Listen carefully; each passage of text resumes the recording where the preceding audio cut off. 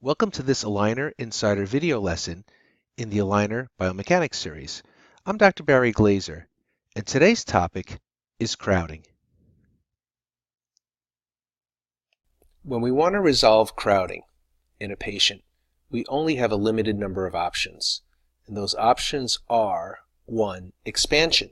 Expansion refers to widening of the posterior teeth, and as they are widened laterally, that creates additional circumference and arch length and creates space to align the teeth. The second way is proclination. Proclination refers to labial movement of the upper and lower incisors, which can also gain arch length to unravel crowding.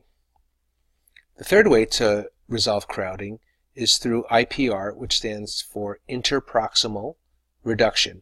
Interproximal reduction is judicious removal of enamel in between teeth, and by removing enamel, we can also create space to resolve crowding. Fourth way to resolve crowding is by extraction of a tooth or several teeth. And that's it. We have to pick one or several of these options for every case that presents with crowding.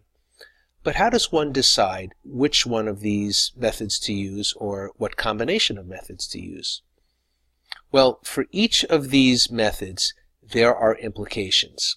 There are periodontal, aesthetic, functional implications, as well as implications for long-term stability. So let's examine each of these individually. When we're resolving crowding, we have to take into account the patient's periodontal condition. Things to consider are as follows. Tissue type. Does the patient have thick periodontal tissue versus patients with thin tissue? As a rule of thumb, patients with thick tissue can withstand more expansion and more proclination than can a patient with thin, friable tissue. Recession. Does the patient present with gingival recession to begin with? And one has to ask themselves the question, how far can I move a tooth labially in the presence of gingival recession and possibly bony fenestration? Mucogingival problems. If a patient presents with zones of inadequate attached gingiva, we have to consider whether we can procline or move teeth labially or expand buccally at all, or perhaps consider pre-orthodontic gingival grafting. And fenestrations. If patients present with significant gingival recession on the facial surface of the teeth, there is always the potential for there to be limited amounts of labial bone as well. And in cases like that, wanton or, let's say, unlimited expansion either in the posterior part of the mouth or in the anterior of the mouth can invite disaster, stripping of the gingival tissues and periodontal issues. Functional implications. That when we are thinking about resolving crowding, we also have to think about how the teeth are going to interact. The upper teeth are going to interact with the lower teeth.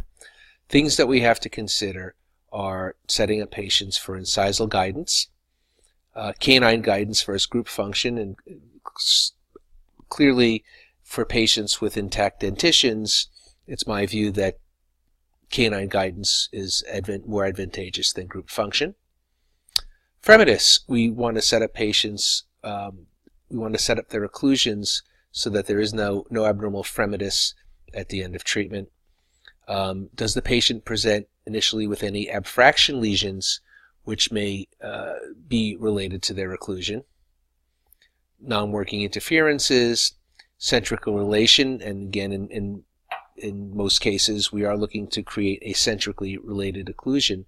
So these factors need to be taken into consideration as well. Aesthetic implications, and I think the best way to think of aesthetic implications is think of the denture setup. And when one sets up a denture, typically the first teeth to be set are the upper central incisors. And there's a reason. We want to set up the upper central incisors for optimal incisal display, both at rest and while smiling. In a denture setup as well as in an orthodontic setup, we want to set up patients with pleasing amounts of gingival display, not excessive. We want gingival margins to be level and symmetric. We want the smile arc to be pleasing, and the smile arc of the upper incisors to follow the curvature of the lower lip. We want to set up patients with limited amounts of negative space, so it would give them a full smile. We certainly, in a denture setup, want to set up the upper anterior teeth to support the upper lip. And certainly when we're treating patients orthodontically, we want to take into consideration areas where there is loss of papilla or dark triangles and either manage them through IPR or set up realistic expectations for patients. Long-term stability. Now, when it comes to long-term stability, there is some research that I'd like to talk about, and there's a paper by Burke and Associates from the Angle Orthodontist in 1997. And that paper was a meta-analysis of mandibular intercanine width in treatment and post-retention. And in essence, what the authors did was looked at 26 different studies, all essentially asking the same question. And that question was, if we expand the width between the mandibular canines during orthodontic treatment, what happens during retention and what happens post-retention? And in a nutshell, in a summary, the authors concluded that regardless of treatment modality, if mandibular intercanine width is expanded during treatment, it will contract post-retention and return to pre-treatment dimension. So, when it comes to intercanine width expansion, I endeavor to set up my cases to either minimize it or not have it at all to try to set my cases up for improved long-term stability. But what about posterior expansion? What about expansion distal to the canines? Well, there's some papers that looked at that as well. And a brief review of the literature, there's these 4 articles. But these 4 articles looked at long-term stability of cases where the teeth posterior to the canines were expanded. And in general, the data indicates that while all expansion tends to relapse, intercanine width expansion shows the least stability, while expansion of the premolars and molars shows less post-retention relapse. So ideally, we don't want to expand cases at all, but in those cases where we feel compelled to do it, we are going to at least invite the possibility of better long-term stability when we expand the teeth posterior to the canines and not expand the mandibular intercanine width at all. So, when you go into your Invisalign doctor site, there are preferences where you can set these things up. So if we go into our clinical preferences on the home page of our Invisalign doctor site, which we can abbreviate IDS, click on clinical preferences, and we look at number 7 and number 8. And this is my recommendation. For arch expansion, I check the button, increasing the arch width between the premolars and molars only, based on that research that shows that at least we have a fighting chance of having better stability there. And I will allow more than 2 millimeters per quadrant of expansion in those areas. This is the end of part 1 of our exploration of crowding. In part 2, we will look at actual patients and apply the lessons learned here. This is part 2 of our series looking at the resolution of dental crowding. And let's meet Jessica. Jessica is a 16-year-old female. She presents with a Class 1 malocclusion. We've spent some time looking at her severely rotated upper canines. She has moderate lower anterior crowding and a normal profile. And here's Jessica's clinical presentation. In my world, I would consider Jessica to be an Invisalign teen low-hanging fruit. A very predictable case. She's a high school kid. She doesn't want braces for the prom or class pictures, and she's very willing to be compliant with Invisalign Teen. Her panoramic X-ray is normal. Her Ceph reveals a hyperdivergent skeletal pattern. So let's take a look at the CLIN checklist in reference to Jessica's crowding. So number 1 on the CLIN checklist is crowding. Now, as we talked about before, there's only a limited number of ways of resolving crowding. So we have to pick one of them. She's not an extraction case. So we'll need to resolve Jessica's crowding from a combination of posterior expansion, incisor proclination, and we'll have to make up the difference with IPR. One of the beauties of 3D controls in ClinCheck Pro is that we can dial in different amounts of expansion, proclination, and IPR to get the desired result. And in Jessica's case, I want to maintain her mandibular intercanine width to try to increase her chances for long-term stability. So we set up her case with 1.5 millimeters of posterior expansion per side, which is a total of 3 millimeters. We make up the difference with proclination and IPR. Now, if you look at the position initially of the lower right central incisor, you note that that tooth is placed somewhat labially out of the arch. So my instructions to my technician are very specific because I want this tooth, the lower right central incisor, to finish lingually upright over basal bone. So my instructions to my technician are: please give me a maximum of 3 millimeters of buccal expansion distal to the 3s. IPR, lower 3 to 3, a maximum of 0.3 millimeter per contact. 0.3 millimeters of IPR is my comfort zone for IPR of the lower incisors. You have to make that decision for yourself. I'm not necessarily saying that's the gospel, but that's what my comfort zone is. Now, let's look at the lower right central incisor again.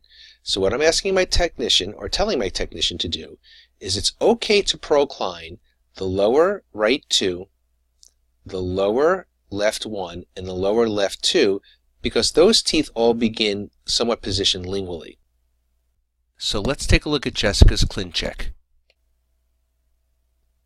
Okay, let's start in the lower arch. Now again, you can appreciate the lingual position of the lower right 2, lower left 1, and lower left 2. So I'm okay with them moving labial. Now, you may say to yourself, well, hold on a second. You just said that you wanted the lower right one to finish lingual to its current position. And if you look at where it's going initially, it is proclining. So how can that be? Well, let's use the superimposition tool here. So let's watch what happens to the lower right one. Indeed, it begins to procline, and it proclines for a while, up until right here at stage 13, when the IPR is done. Once the IPR is performed, you'll notice that that lower right one begins to retract. My instructions to the technician are: please allow for labial movement of the lower incisors until stage 13 to allow better access for IPR. So I'm round tripping the lower anterior teeth somewhat in order to gain better access to perform my IPR, and at that point the teeth retract and the lower right one ends up where I want it, somewhat lingual, about 1 millimeter, to its current position. The superimposition tool is also very useful to see the amount of posterior expansion that we're gaining. And you can either use the slider here, going back and forth, or you can just simply toggle before and after to get a better appreciation for those movements. So that's how we're going to align the lower arch, and if you'll notice, the lower intercanine width is not expanded. Alright, now let's take a look at the upper arch, because I did promise you that we would spend some time looking at these relatively severely rotated canines. Now, turns out that these canines are actually set up for success. And the reason that they're set up for success is we start off with some space. And if you remember from the principles lecture, teeth need space to move. So we've got space already, and that's a plus. The other thing that we have going for us is we've got a broad flat push surface, and we have another broad flat push surface on the palatal surface of the canines, in addition to a nicely designed optimized rotation attachment. The software puts those optimized attachments there automatically. And the orientation of the active surface, which is right here, the orientation of the surface is designed to have the aligner put the precise force system to rotate the canines, and you can see there's a little bit of distal root tip as well. So between the nicely designed optimized attachments, which you get automatically, you don't have to put those on there or request them, and the anatomy of the teeth, these canines are set up for success, in addition to the fact that we have sufficient space to rotate them.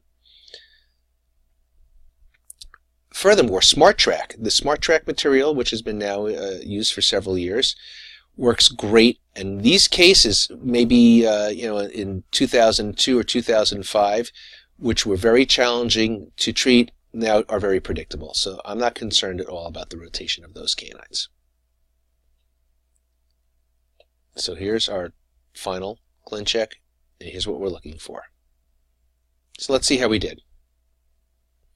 So here's Jessica before. Here she is at the end of treatment. And as you see, we've achieved nice rotation, derotation of the canines, nice alignment of the lower arch, maintained her class 1 occlusion, and her case looks good. This is what we predicted on the ClinCheck. And if I had to do something differently on this case, and quite honestly I missed it, if you notice, her mandibular midline finishes just slightly off to her left. If I had to treat her case again, I would have performed my IPR slightly differently, and I would have asked for more IPR on the lower right side, less on the lower left side, in order to get the midline coincident with the upper. Her final panoramic X-ray looks normal. And a summary of Jessica's case was 12 months treatment time, no refinements, and she's being retained with Favera retainers. Okay, now let's take a look at Gilbert. Gilbert presents as a 31-year-old male with a class 1 malocclusion. He has a normal overbite and a normal overjet. He presents with moderate to severe upper and lower crowding, and we'll also spend some time looking at his challenging labially displaced maxillary lateral incisors. We'll also spend some time looking at the partially blocked out lower right canine. Gilbert also has a normal profile, and here's Gilbert's initial presentation. Severe amount of crowding. He's got some collapse of the arches. You can see his maxillary lateral incisors. Now, I'll tell you, there are cases where lateral incisor extrusion is complicated, and there are cases where lateral incisor extrusion is not complicated. This is one of the cases where it's not complicated, and we'll talk about relative extrusion versus absolute extrusion in a minute. Gilbert has a normal panoramic radiograph, and he's got a normal Ceph as well. So let's take a look at Gilbert's ClinCheck list. Very similar to Jessica's case, we're going to resolve Gilbert's case with a combination of posterior expansion, anterior proclination, and IPR. Now, Gilbert does present with somewhat of a negative space problem. He's got collapsed arches on the side, so I'm comfortable with some judicious posterior expansion of 2 to 3 millimeters per side to upright his posterior teeth, which are lingually inclined, in order to gain a better aesthetic result. But I still want to maintain Gilbert's intercanine width. Now, something else I wanted to look at, and this is skipping a little bit ahead, but I think it's an important point, I wanted to talk a little bit about the relationship of resolving crowding to the vertical dimension. If you look at Gilbert's smile, he's got an aesthetic smile except for the position of his laterals. So he's got a normal incisal display, but we'd like to extrude the upper right 2 and the upper left 2 to improve his smile arc. Now, there's two types of extrusion. There's absolute extrusion and there's relative extrusion. Absolute extrusion is extrusion. You're physically grabbing a tooth and extruding it from the alveolus. Relative extrusion is different. Relative extrusion is lingual tipping, and you can see that going on here on his laterals. Lingual tipping of the maxillary laterals. It's an Invisalign free ride. As these teeth tip lingually, they also tend to deepen automatically, and that's not something that you have to be concerned about, and it's very predictable. So we need relative extrusion of his upper laterals, and it's a very predictable movement. So let's take a look at Gilbert's ClinCheck.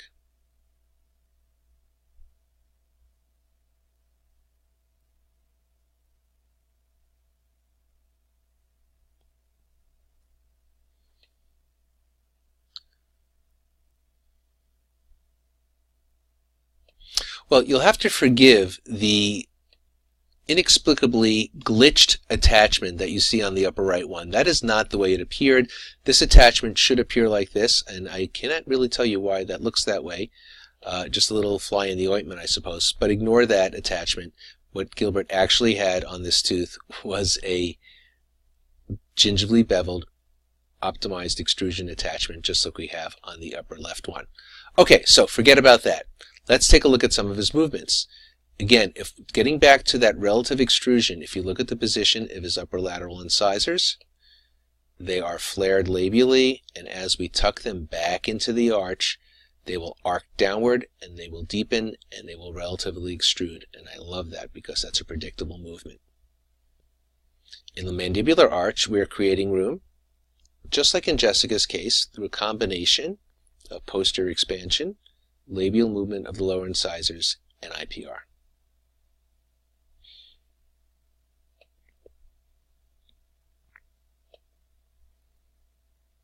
So this is Gilbert at the beginning of treatment. Here he is after 25 months of treatment. Arches are well aligned. We've maintained the intercanine width. Maxillary arch is well aligned. Maxillary lateral incisors have predictably relatively extruded and look much more aesthetic. And his occlusion looks good. Here's what we predicted on his ClinCheck, and we got pretty close to what we predicted for the ClinCheck. His final pan is normal. Final ceph is normal as well. If you take a look at the difference here between his pre-treatment and his post-treatment ceph, you'll notice that we did procline the lower incisors 3 degrees. I'm comfortable with that amount of proclination. And we've maintained the vertical dimension. Looking at Gilbert a little bit further on, he presented after 15 months post-treatment in retention, and his case looks stable and is holding up well. And a summary of Gilbert's treatment was 25 months of treatment, 2 refinements, and he is being retained with Fivera retainers. I hope you've enjoyed this Aligner Insider video lesson. Please visit AlignerInsider.com for more videos inside our video library and take advantage of our other practice building services. I'm Dr. Barry Glazer. Thanks for watching.